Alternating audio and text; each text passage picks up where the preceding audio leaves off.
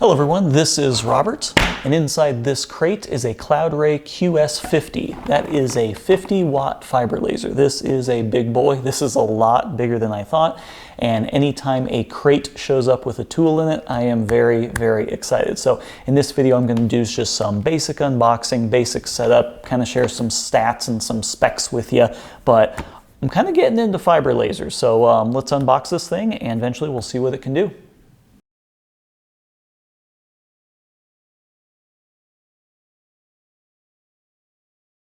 So I know I've probably said a couple times I'm not going to do any more laser reviews, but when Cloudray reached out to me, I thought this would be a really good opportunity to compare the GWIC G2, which is a more commercial, hobbyist level fiber laser, to something much more industrial, the 50-watt Cloudray laser. These are very different, even though they are very similar on paper. So I thought it'd be kind of interesting to see why there is the price difference and what the difference between these two really is. So here is the accessory box. Obviously you can see I already opened this. We've got kind of a DB9 to USB cable. We've got some instructions, some other stuff. Foot pedal switch. The thing I like about this one is you actually have a foot pedal switch, so you can do repetitive stuff, which is kind of nice. Power cord, ooh, bunch of gloves, more USB cables, some tools, some other basic things, looks like some stock and whatever, and then the glasses. One kind of interesting thing about this whole thing that I'm observing right now is it looks like each one of these is kind of put together one-off. It doesn't look like they have, I don't know, like a huge factory with these already pre-sealed, like everything is kind of bespoke. I guess you could say it looks like each one of these is packaged individually, and this is all just kind of thrown together. And I don't mean that in a bad way. I'm not trying to make this a negative. It's just, it looks like they might do a lot of custom work, doing like custom lasers or something, or custom configurations, things like that. So kind of interesting. I actually kind of prefer that. I don't like it when I open it up and this whole thing is just this perfect foam nested thing, and it's all about the packaging, because you're just going to throw that stuff away anyway, and it's just a lot of waste in my mind. So just an observation. So I decided to get a better angle to kind of just show the scale of this thing. This is the base plate. Let me see if I can grab my little GWIC, but the GWIC, the whole size of it is like that big. This is so much bigger than I thought it was going to be. So FYI.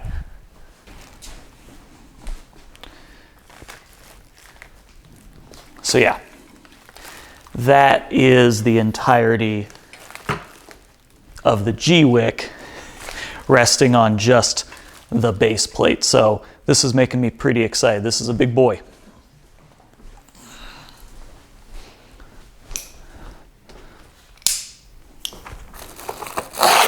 So this is kind of what I mean about the bespoke packaging. It seems like everything is just kind of individually packaged, and you're not really buying a machine as much as you are kind of these individual pieces.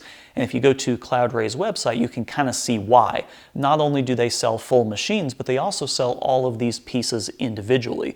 So if you want to kind of put together your own fiber laser, you can get the galvo head separately, you can get kind of that laser box up top, you can get the stand, you can get the controller. All of these pieces are sold individually, so kind of makes sense why they wouldn't have, like a custom foam for all of this. They just kind of package each piece individually and then put it in a crate.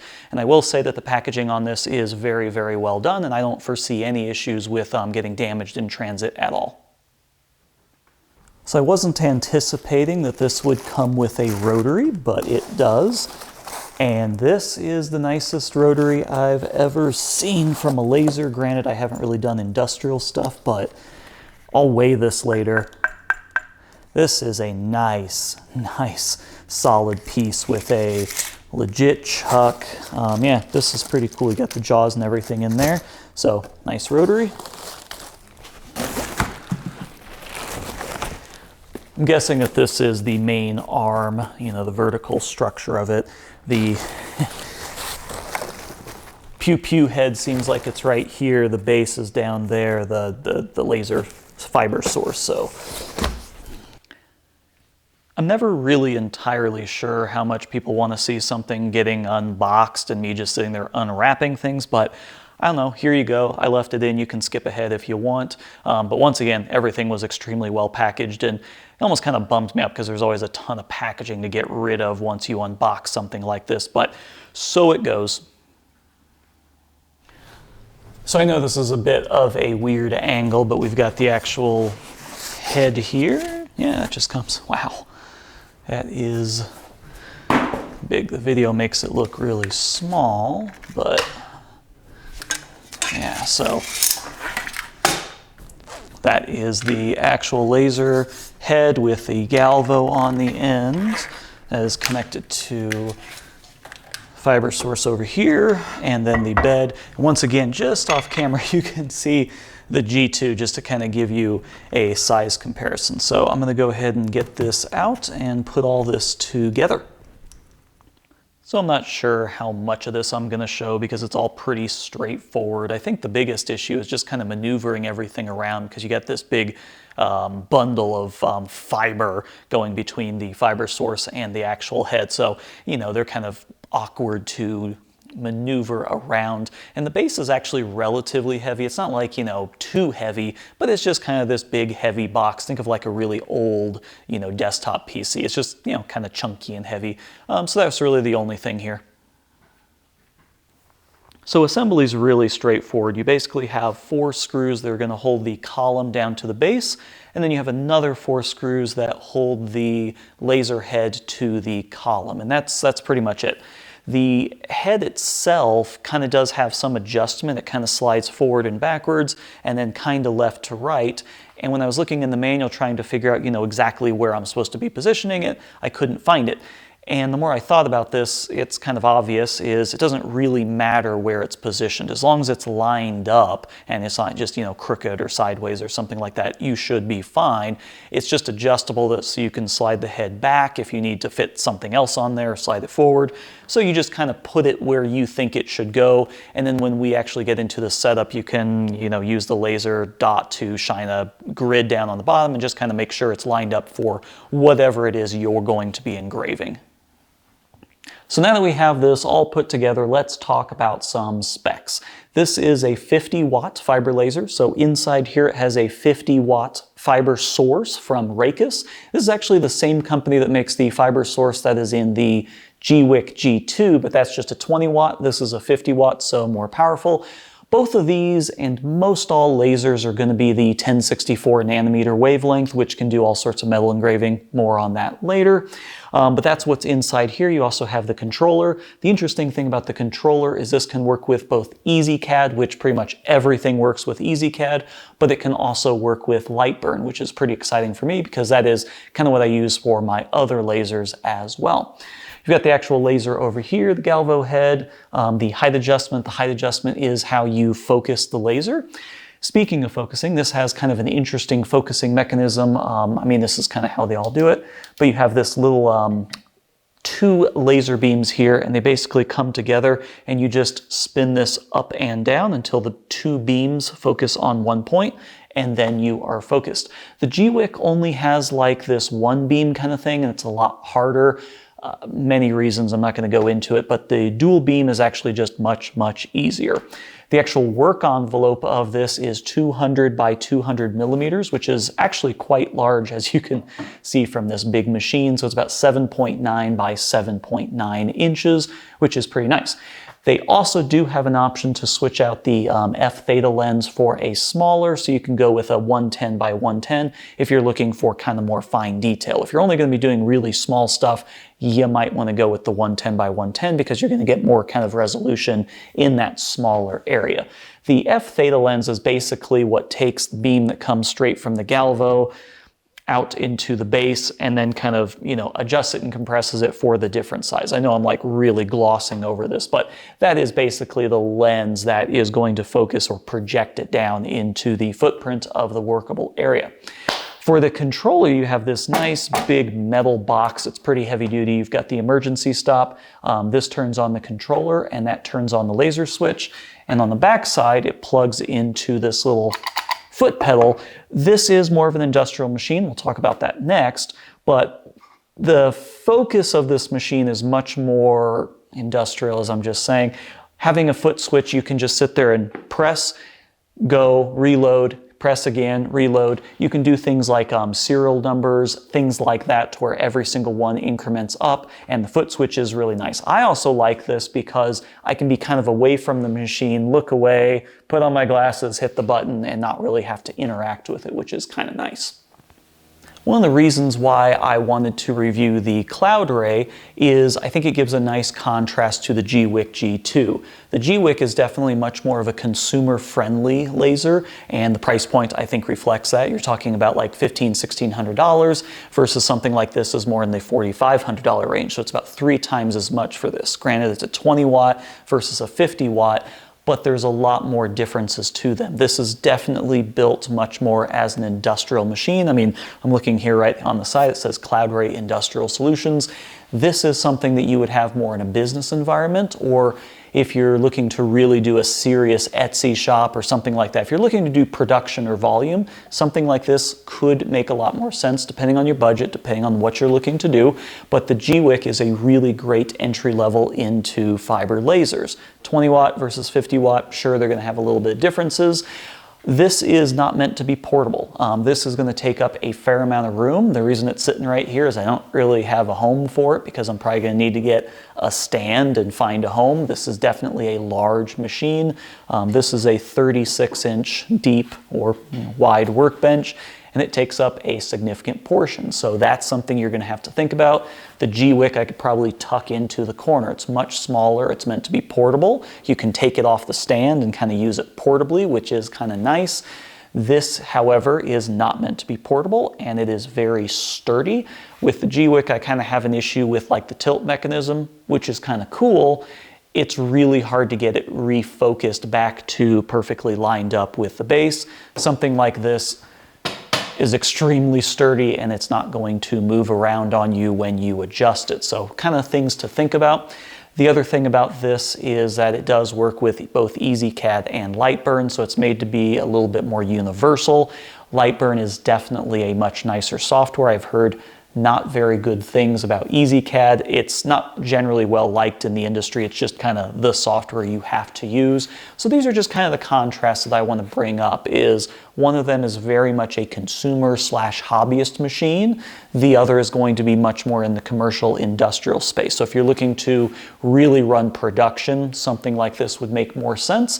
And if you're looking to just kind of do occasional projects here and there, something like the Gwick actually might be better. So here's a closer look at the rotary that comes with the laser. This is at least the one that came with my configuration that they sent me. If you check out Cloudray's website, they have a lot of different rotaries for many different applications, but this is what I got. It has a 3-jaw chuck at the end, comes with a chuck key, and this is a 3-inch diameter. And as you can see, I have the, I guess the outside jaws, but it also comes with a set of inside jaws. So you can do, both inside clamping or outside clamping. And the whole frame is nice, sturdy aluminum. We've got a nice, sturdy aluminum base. It comes inside this with the fasteners to screw it down to the bed of the machine. And then you have a couple screws in the back and on here that you can use to kind of tilt it. So if you're doing something kind of conical, right, you can kind of adjust this so that you're lasering flat. But yeah, pretty nice piece, nice long cord. This plugs directly into the back of the controller, and this thing weighs just under 10 pounds, which it's very, very substantial, feels good. Once this is bolted into the table, you're gonna have no issues with it whatsoever. So I might get around to trying this. I just don't really do that much rotary stuff or any rotary stuff, but yeah, there it is. Okay, so now that everything's together, let's go ahead and install everything and get it running. So the included USB drive has a lot of good stuff in it. That would be the first place to start. So we're going to go ahead and open this up, and we're going to go first into the manual. You can see in here that we have the full manual, including the rotary and the actual user guide for kind of EasyCAD and the USB driver and software installation. I'm not going to do that on camera because it's pretty straightforward. But we also, in the video section, have a lot of really good videos, and the USB driver is in there as well. There is also this 9-point correction. So there's kind of a core file, and we're going to talk about this in a second, but the lens needs to be kind of calibrated. Thankfully, this comes already calibrated. But here's what the process looks like, is it basically marks out this grid, and you can see it's kind of squished and weird there. And then you're just going to basically put in these numbers, put in these parameters, and then you will get a nice clean box when it's done. So kind of interesting, but that is the calibration that is done. So what we're going to do is we're going to go straight into the software, which is EasyCAD. You're going to need to select the appropriate one, which is the F290. That's the focal length, and then 200 by 200. And then we're just going to go ahead and open EasyCAD 2. The machine is on right now, the controller's on, but the laser's not on because it's noisy. So this is going to load up and everything looks good from here. So what we can do is let's just go ahead and test this out. Let's just do a circle and we have it centered to the middle. And let's just do 100 millimeters by 100 millimeters, and that is centered in the middle. And we'll go ahead and click apply. And there we go. And if I go ahead and hit light, if the laser's on, we should be able to see this on the bed. And there we go. So we have a 100 millimeter by 100 millimeter circle, nice and good. Now, if we had any issues with this, what we can do is you can go down here to parameters, and then you see right here, here's our correction. So if this isn't checked, you can go ahead and check this, and then you can literally load in your correction file. This is the correction for the F290, which is the lens that we have. And that will go ahead and correct it so that you get a nice round circle, and you got a nice square box as well. And you can also do this manually here, but just kind of something to take into account. Now, what's interesting here is we have the circle. I want to engrave it. I want to do some stuff. Well, if we go over here, it has use default parameters. If I uncheck that and click select parameter from library, you see that there's really nothing in here. So what we're going to do next is we're actually going to load parameters, and then so we can have all these presets for all the different types of materials that we're going to be using. Okay, so to load the parameters, the first thing we need to do is close out of EasyCAD, and then we're going to go over to lasereverything.net. This is a really good YouTube channel that I found that has a ton of parameters, and this is actually a really good source for information on fiber lasers as well. So I have a link down to his YouTube channel down below in the description. So we're going to go over to free settings and the free starter pack settings pack, and then scroll down here to free fiber laser parameter library. I've already downloaded this. So over here, this is what it downloads. And what's really cool is he has separated this out for Lightburn, EasyCAD 2, EasyCAD 3. We're using EasyCAD 2. And then all the different power machines, because obviously these parameters are going to be a little different depending on the power. This is a 50 watt. So there's your 50.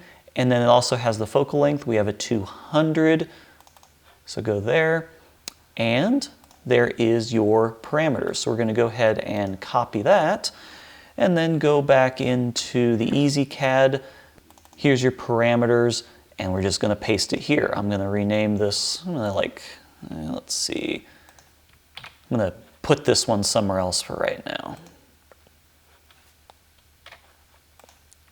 just as a backup.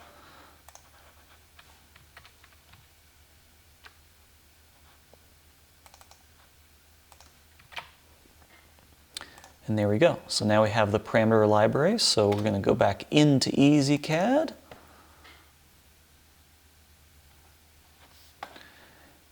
Now if we draw a little something,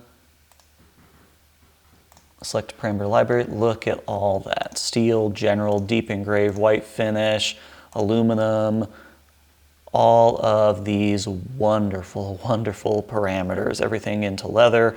So this was a really cool find. Definitely go to his YouTube channel and subscribe and support him, because this is absolutely fantastic. The other cool thing about this is because it's for all the different powers, you can use this on the G-Wick 20 watt, or if you have a different power laser yourself, you can use this for pretty much anything. So this is kind of a bit of a game changer.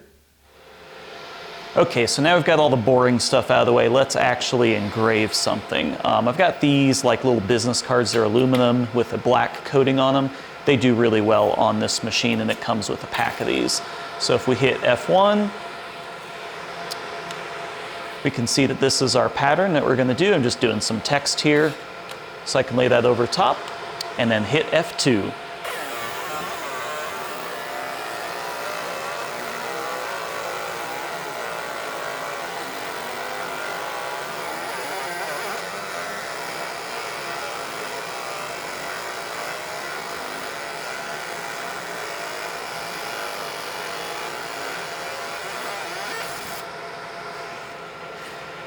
And there we go. Fiber lasers never get old. This is probably not the right profile to use. Let's try another one that's a little bit faster. So that previous one was aluminum general. This is like aluminum bright white. Let's see what that looks like.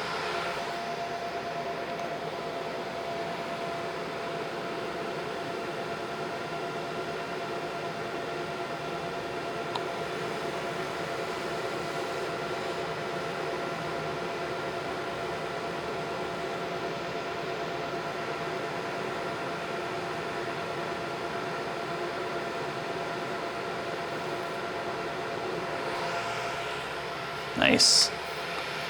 So yeah, everything looks to be working pretty well. Let's test out a couple other things. Do you have some old dirty pennies that you need cleaned up? Fiber laser to the rescue.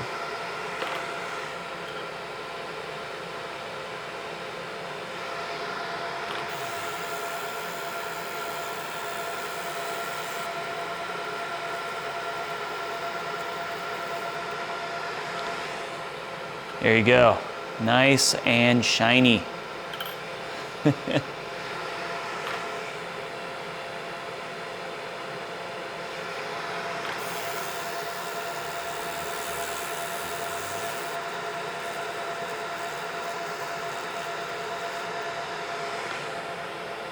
maybe a little bit too clean, but it's pretty cool. So lastly, let's try a piece of steel and see how dark of an engraving we can get on this. I think I'm using like the dark setting for steel, so let's give that a shot.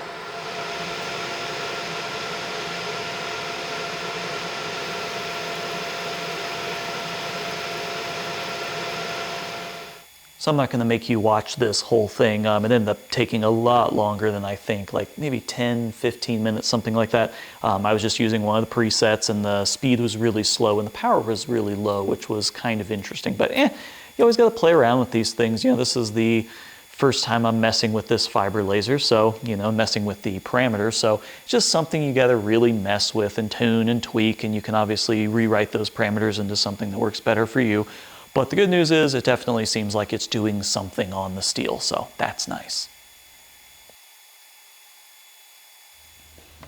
So yeah, overall it came out pretty good. There's a little bit of, you know, visible cross-hatching down here and up there, but the contrast is really good. It can absolutely mark into steel. I need to play with those settings a little bit more because that was obviously very painfully slow. I think it was set to like 80 millimeters a second. I think this thing can do like 7,000. So yep, once again, just got to always kind of tweak the settings, but no issue with clarity, crispness. Everything looks pretty cool, and it can definitely mark steel. So I think I'm going to end up having a lot of fun with this machine. I just kind of need to find a final home for it. I don't really know where it's going to go just yet. It takes up a fair amount of space. And I have a couple projects in mind, but those are way down the road, so stay tuned. Special thanks to Laser Everything for all the information they provided and their free parameter library. That is really cool, so good on them. Go ahead and check out their YouTube linked down below. And of course, special thanks to Cloudray for providing the laser for review. There is an affiliate link down below. You know how YouTube works, so there's an affiliate link down below. They did not pay me or compensate me in any way for doing this review, and they didn't tell me what to say. This was just kind of all on my own, so they just sent me the laser and let me play around with it, which is always really neat. So hopefully you got something out of this. Hopefully, you know, you get a better idea of the difference between a more commercial laser and a consumer laser. I know I learned a lot kind of comparing the two side by side. Ultimately, they pretty much do the same thing. It's just kind of the form factor, the fit and finish, and the industrialness of this that's really the difference. But as you saw, this is a lot louder, it's a lot bulkier, it's definitely going to go into a bigger shop. You wouldn't have this in a little apartment, things like that. So anyway, thanks for watching, and see you in the next video.